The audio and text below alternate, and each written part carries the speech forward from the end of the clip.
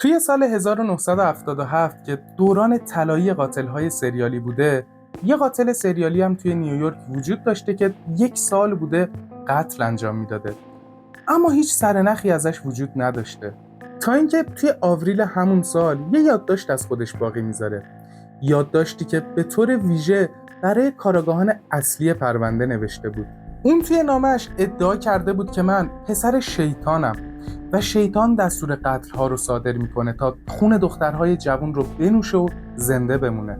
اما وقتی رسانه ها نامه طولانی این قاتل سریالی رو منتشر میکنن، وحشت تمام نیویورک رو فرا میگیره، در حدی که هزاران دختر توی نیویورک میرن و موهای خودشون رو کوتاه میکنن از ترس اینکه پسر شیطان اونها رو به قتل نرسونه.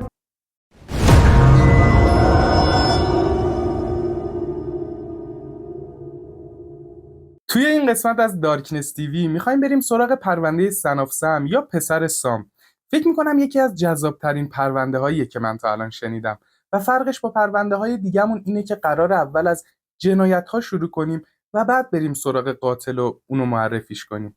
من حسینم و سعی میکنم توی هفته 2 پرونده واقعی رو با تمام جزئیات براتون بازگو کنم. پس اگر تو هم به ژانرهای جنایی علاقه داری، منو سابسکرایب کن که یه حمایت بزرگی از منه. ممنون. توی 29 جولای سال 1976 رفیق به اسم لوریا 18 ساله و جودی 19 ساله تصمیم گرفته بودن که با هم برن به یه باری. وقتی که ساعت 1:10 شب میشه، توی منطقه برانکس نیویورک این 2 نفر از بار میان بیرون و میرن توی ماشین جودی میشینن تا یه ذره با هم صحبت کنن. بعد از اینکه یه مدتی با هم صحبت میکنن و گفتگوشون تموم میشه، لوریا تصمیم میگیره از ماشین پیاده شه و بره سمت خونه‌شون.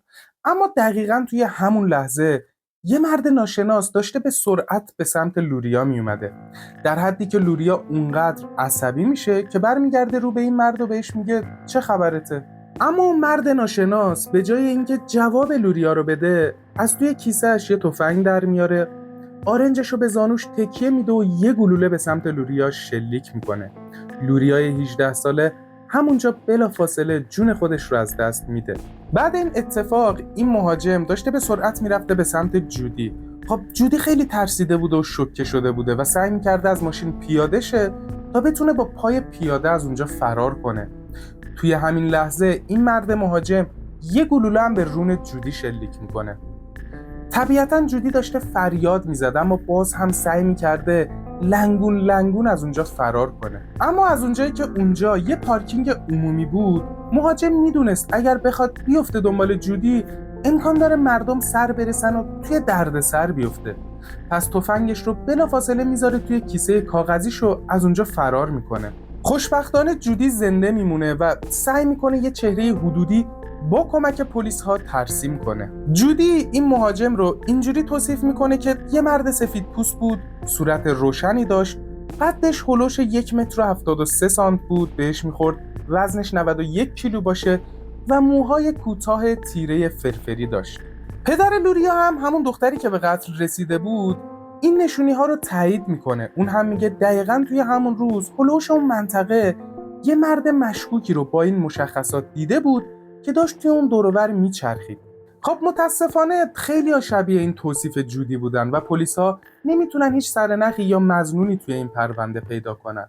میرسیم به 23 اکتبر سال 1976. کارل 20 ساله که نگهبان امنیتی یه بانک بوده با دوست دختر خودش رزماری 18 ساله که اونم دانشجوی کالج کوینز بوده، توی پارکینگ یه منطقه مسکونی توی ماشین رزماری نشسته بودن. طبیعتاً داشتن با هم حرفای عاشقانه میزدن تا اینکه یهو شیشه های ماشین رزماری به طور کامل پودر میشه، در حدی که کارل فکر میکنه ماشین منفجر شده.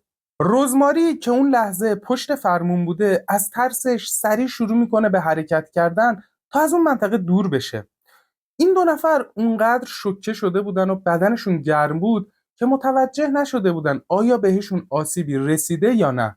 تا اینکه وقتی از اون منطقه دور میشن، رزماری برمیگرده به سمت کارل و میبینه یه گلوله توی سر کارل شلیک شده و خود رزماری هم یه سری جراحات سطحی به خاطر شکستن شیشه برداشته بود، اما اوضاع کارل اصلا خوب نبود.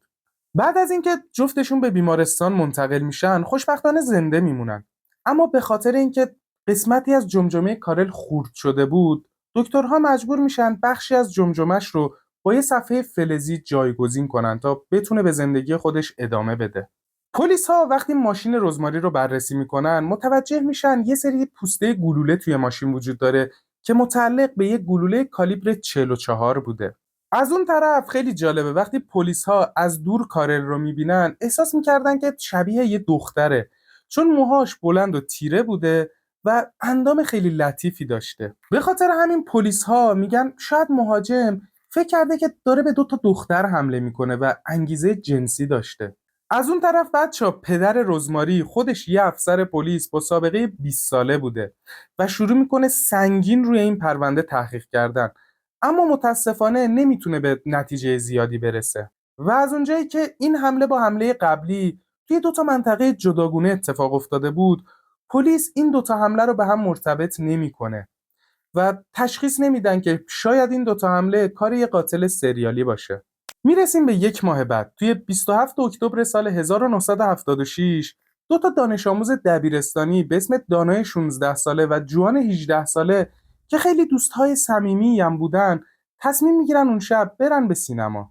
بعد از اینکه فیلمشون تموم میشه، تصمیم میگیرن که برگردن به سمت خونه. توی راه برگشتن بودن که میرسن دم در خونه جوانینا و مثل بقیه دوستا یه ذره دم در خونه جوانینا وای میستن تا با هم دیگه صحبت کنن. توی این لحظه یه آقای خیلی عجیب و غریب که یه یونیفرم ارتشی هم تنش بوده میاد سمت این 2 نفر.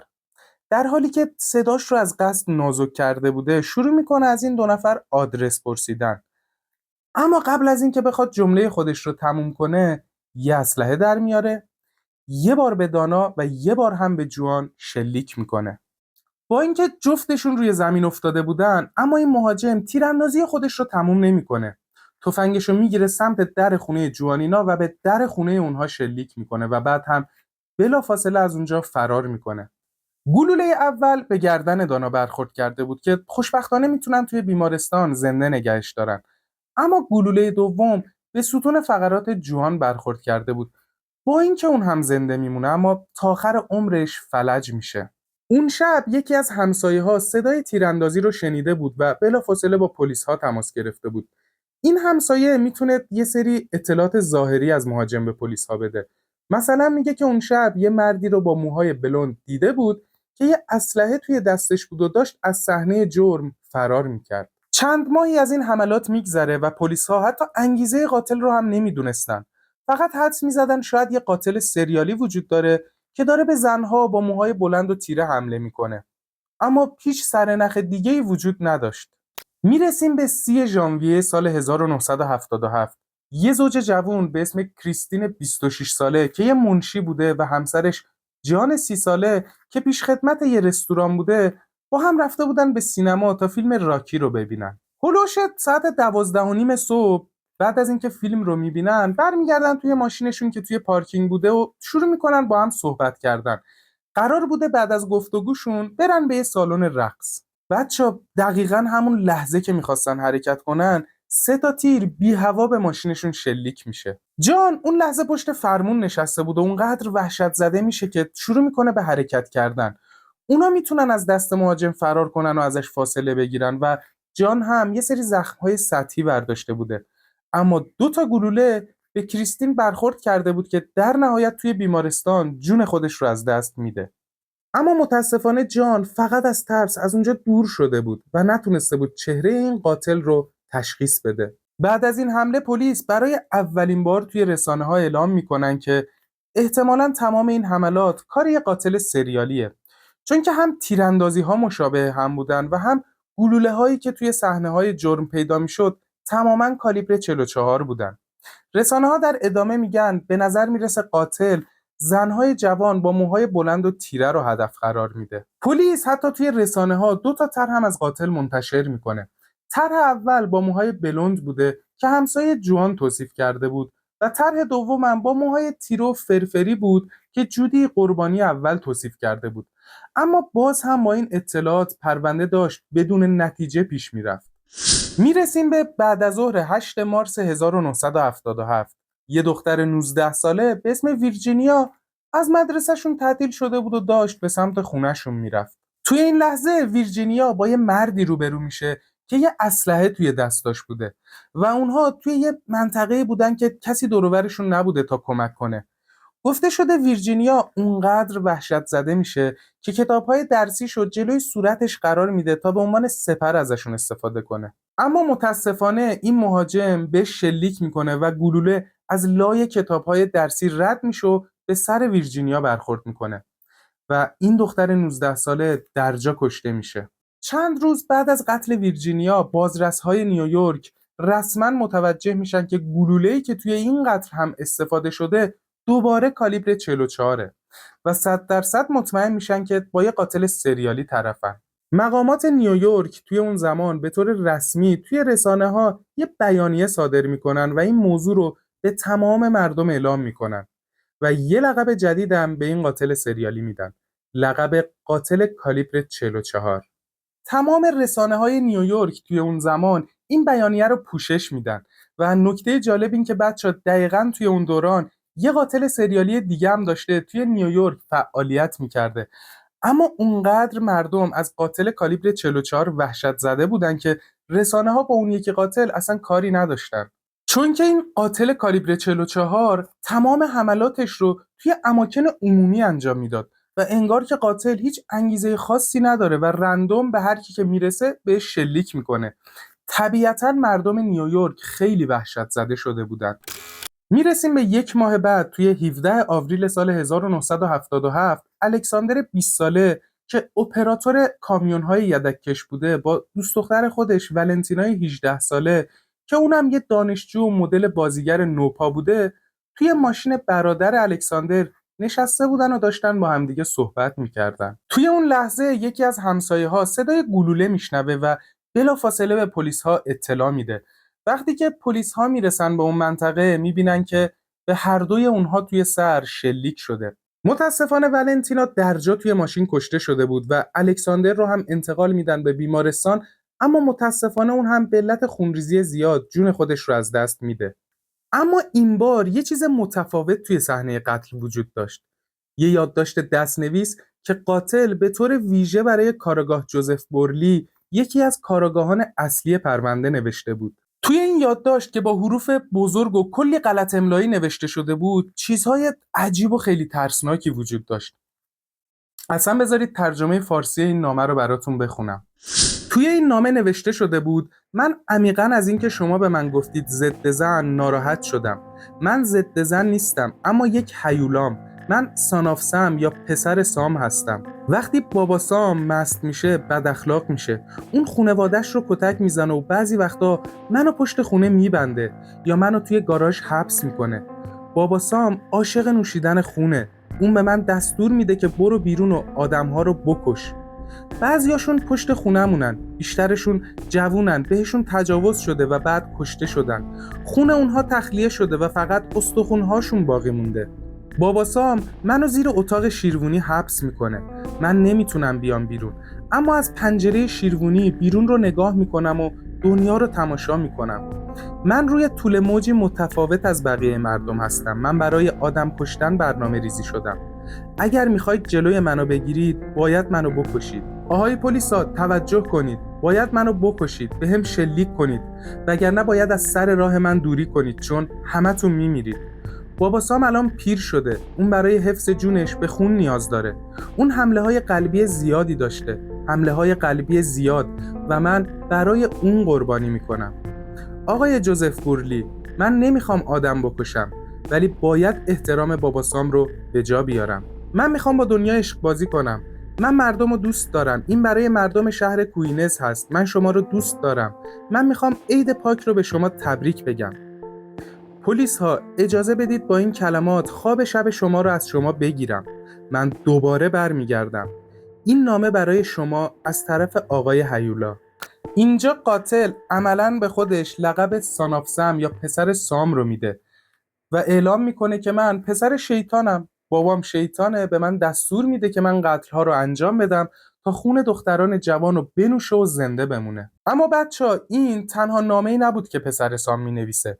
توی 30 می 1977 هم یه نامه می‌نویسه به جیمی، نویسنده رسانه دیلی نیوز که یکی از رسانه‌های خیلی معروفه، و توی نامش هم مثل نامه قبلیش میگه من پسر سام هستم و راجع به بابا سام صحبت میکنه. خب بچه‌ها، این نامه توی رسانه‌ها منتشر میشه و مردم داشتن دیوانه‌وار روزنامه می‌خریدن و با خوندن این نامه همه مردم شهر نیویورک وحشت زده شده بودن.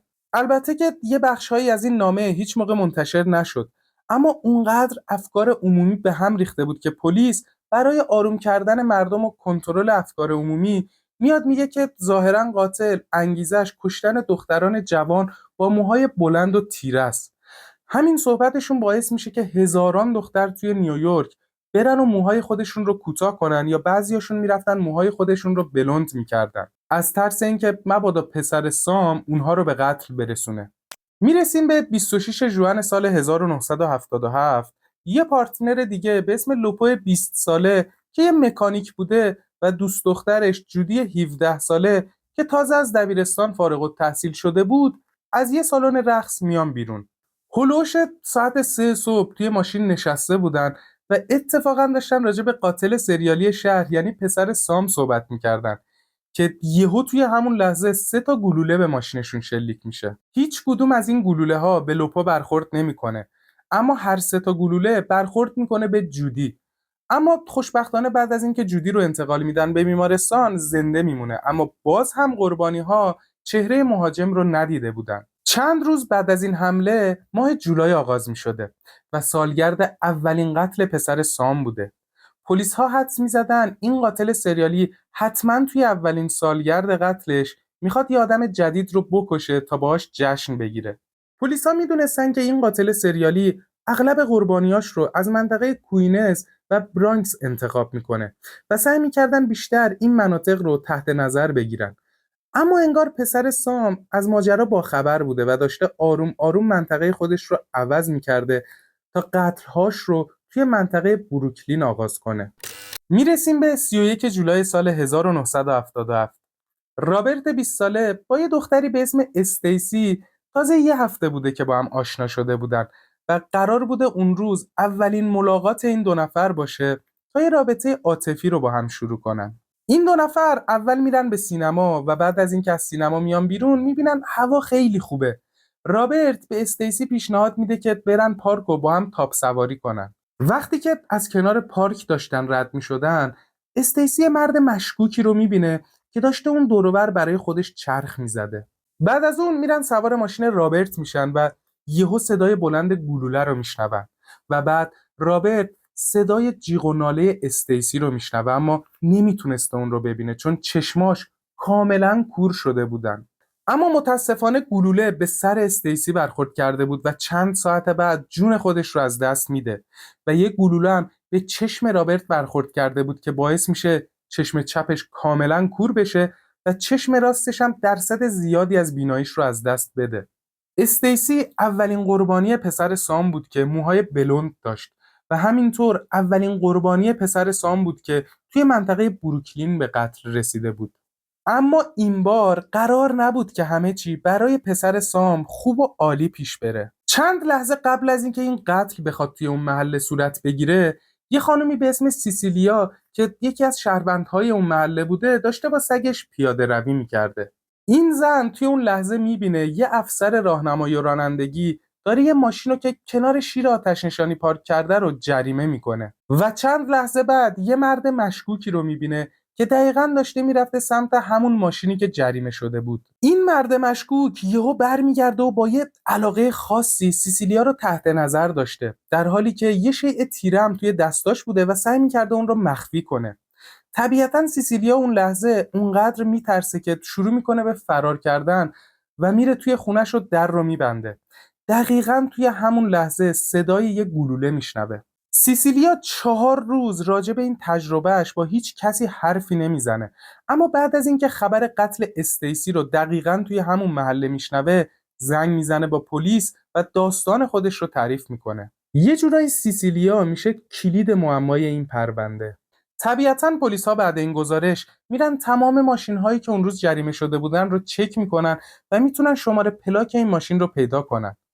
و بعد از شماره پلاک میرسن به صاحب ماشین.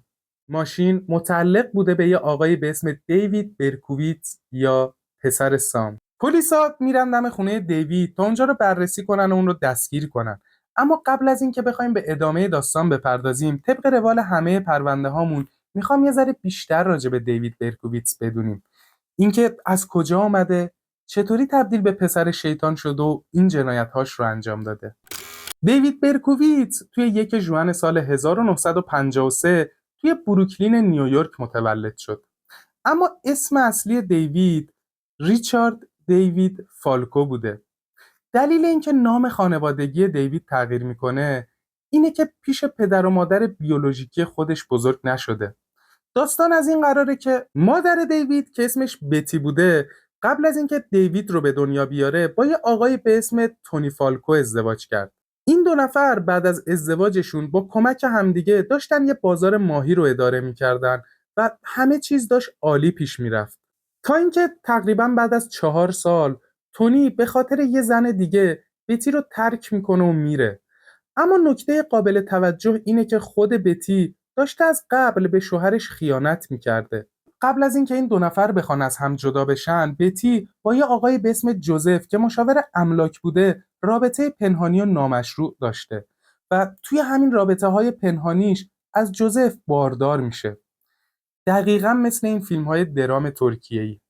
همونطور که هممون حدس میزنیم بتی دیوید رو باردار بوده و طبیعتا وقتی جوزف متوجه میشه بتی ازش بارداره خیلی عصبی میشه، چون خودش هم متأهل بوده و بتی رو تهدید میکنه اگر از شر این بچه خلاص نشی یا بخوای اونو نگهش داری من تو رو ترکت میکنم. خب زمانی که دوران بارداریش تموم میشه و دیوید به دنیا میاد، بتی فامیلی همسر سابقش فالکو رو روی دیوید میذاره، چون که جوزف پدر واقعی دیوید هیچ جوره نمیخواسته با پسر خودش در ارتباط باشه و اونو گردن بگیره. یه مدت کوتاهی که از به دنیا اومدن دیوید میگذره، تقریبا چند روز بعد بیتی هم دیگه نمیخواسته مسئولیت فرزند خودش رو به عهده بگیره و تصمیم میگیره اون رو به سرپرستی یه خانواده دیگه بده.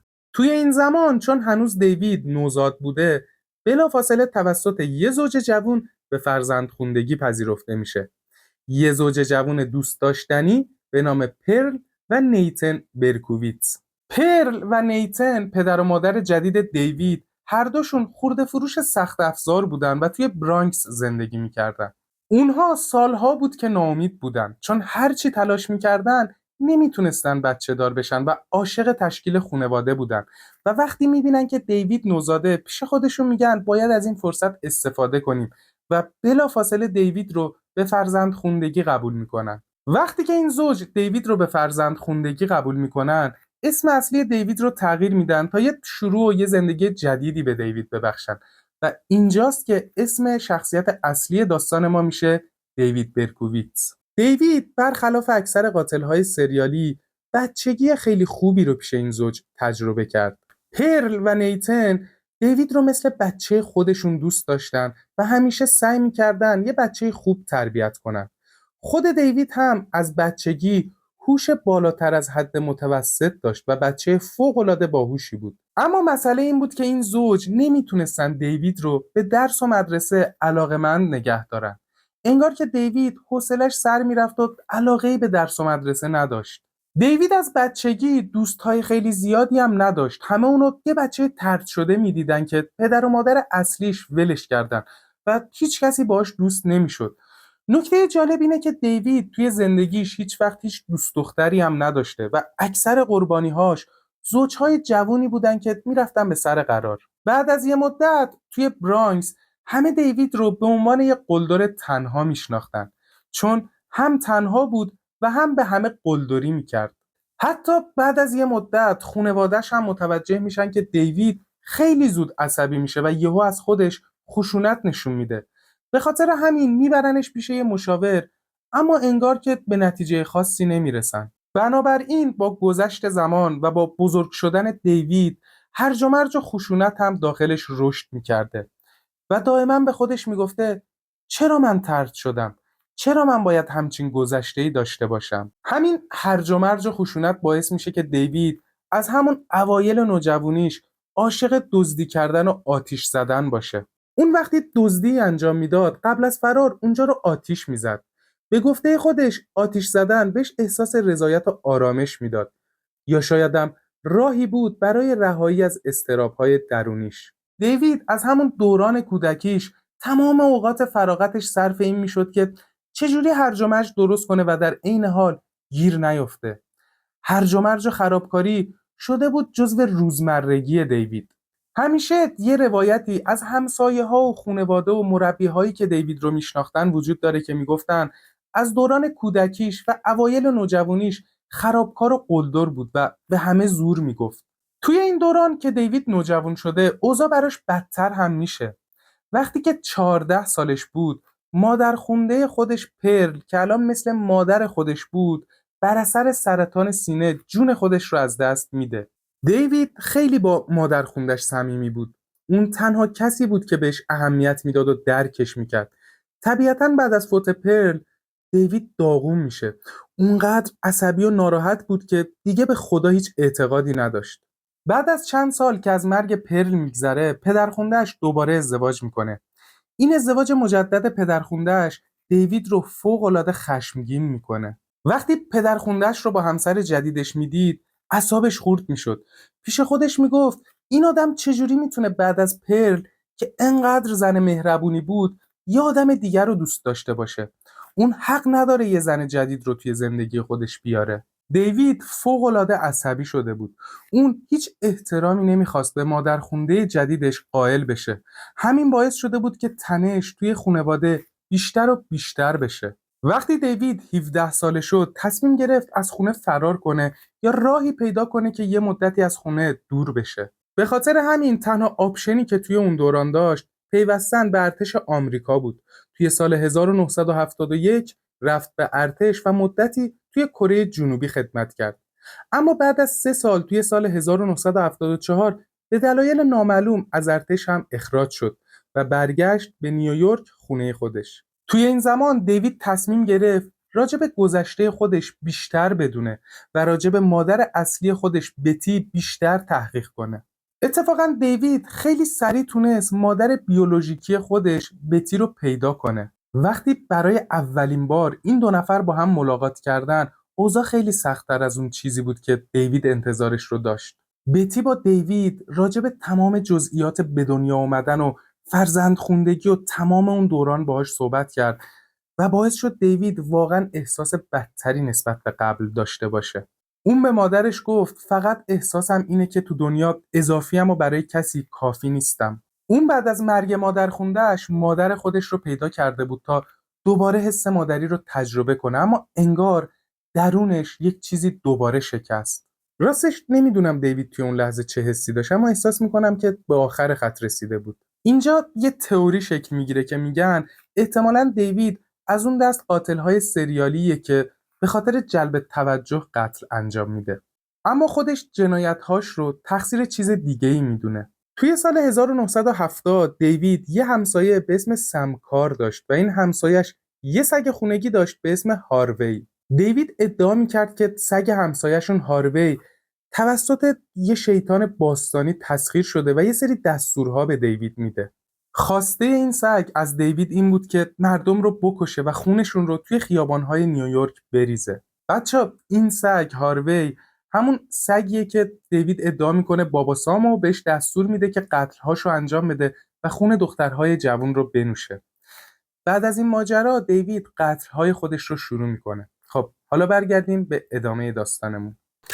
پلیسا میرن دم خونه دیوید تا اونجا رو بررسی کنن و دیوید رو دستگیر کنن.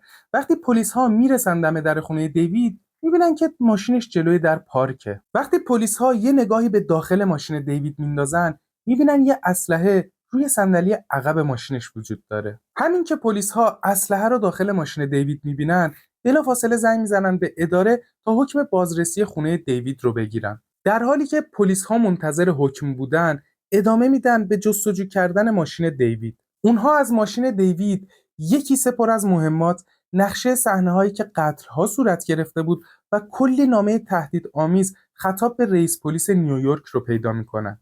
خب برای پلیسا خیلی خوشحال کننده بوده، چون دیوید اصلا سعی نکرده بود این مدارک مهم رو پنهان کنه و پلیسا به راحتی تونسته بودن کلی مدارک به درد بخور به راحتی پیدا کنن.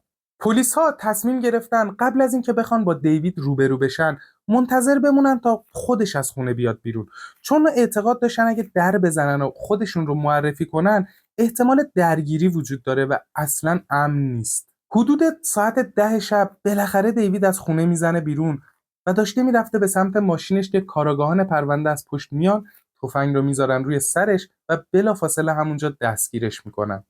بعد از دستگیری دیوید میرن و داخل خونش رو هم بازرسی میکنن و کلی نماد شیطان پرستی روی در و دیوار خونش پیدا میکنن. دیوید توی اتاق بازجویی گفته میشه که حتی پلک هم نمیزده و فقط لبخند میزده.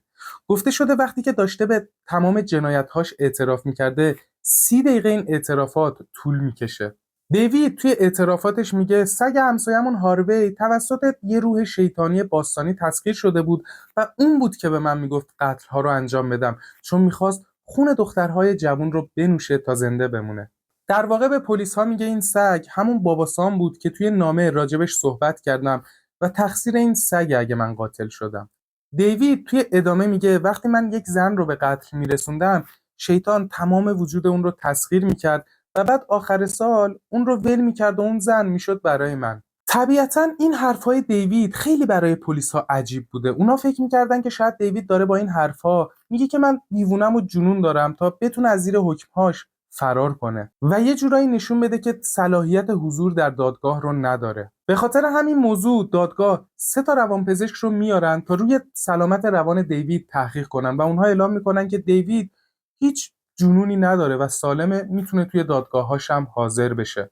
البته میگن دیوید یه سری اختلالات داشته اما اونقدری نبوده که توی حال خودش نباشه و قتل‌هاش رو انجام بده. حتی دادگاه میگه دیوید میدونسته که شب باید قتل‌هاش رو انجام بده و میدونسته که کارش اشتباهه، چون سریعا بعد قتل‌ها فرار میکرده و میدونسته که داره چی کار میکنه. بعد از چند هفته دیوید به کارآگاهان پرونده میگه که من خیلی افسرده شدم، میخوام به جنایت‌های خودم اعتراف کنم.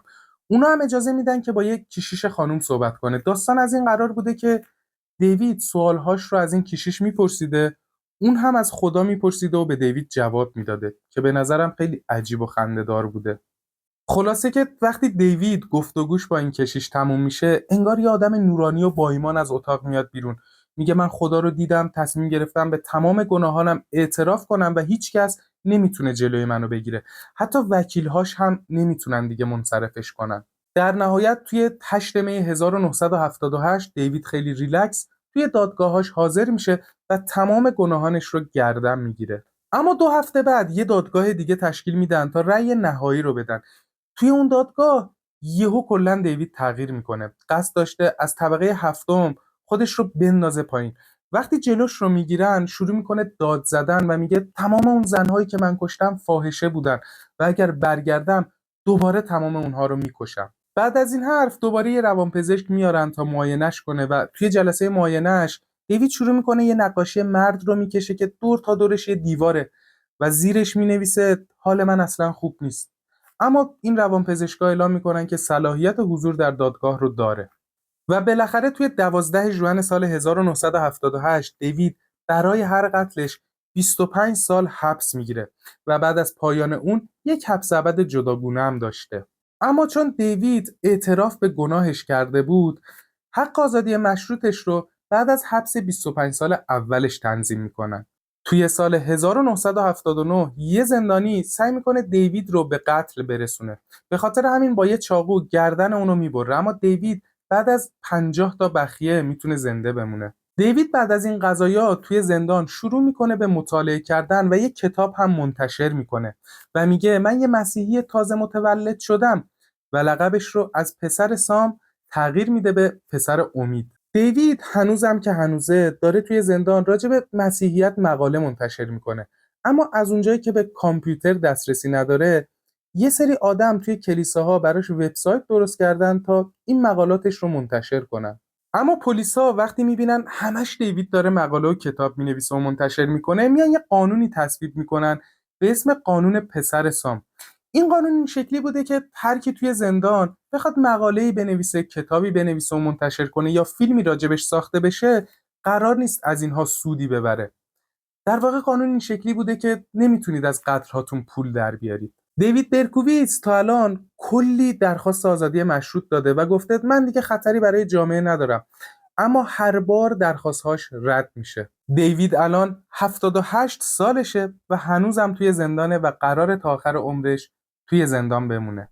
به پایان پرونده سن آف سم یا پسر سام رسیدیم. اگه ویدیو رو دیدید و دوست داشتید حتما لایکش کنید که یه کمک بزرگی به من میکنه و همیشه کامنتاتون یه انرژی بزرگی برای منه. امیدوارم همیشه حالتون عالی و بمب باشه. تا یه ویدیو دیگه، خدافظ.